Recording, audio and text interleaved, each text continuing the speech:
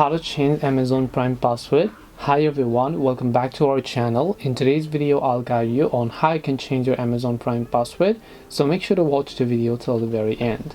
If you'd like to change your Amazon Prime password, all you have to do is simply open up your browser and just go to amazon.com.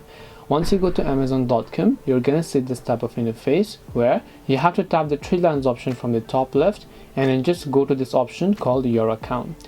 Once you go to your account, over here you'll be able to see all these details, but if you'd like to just go ahead and select your security settings here, you can just tap this option called that says see all account.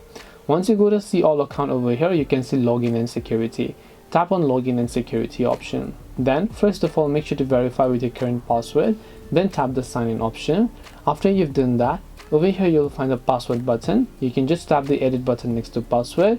First of all, verify your current password, re-enter the new password and again re-enter new password. Tap the save changes option and your Amazon Prime or your Amazon account's password will get successfully changed. This way you can change the Amazon or Amazon Prime password. Hope this video was very helpful. If you have got any more questions, feel free to leave them down. Thank you for watching and see you soon in the next video.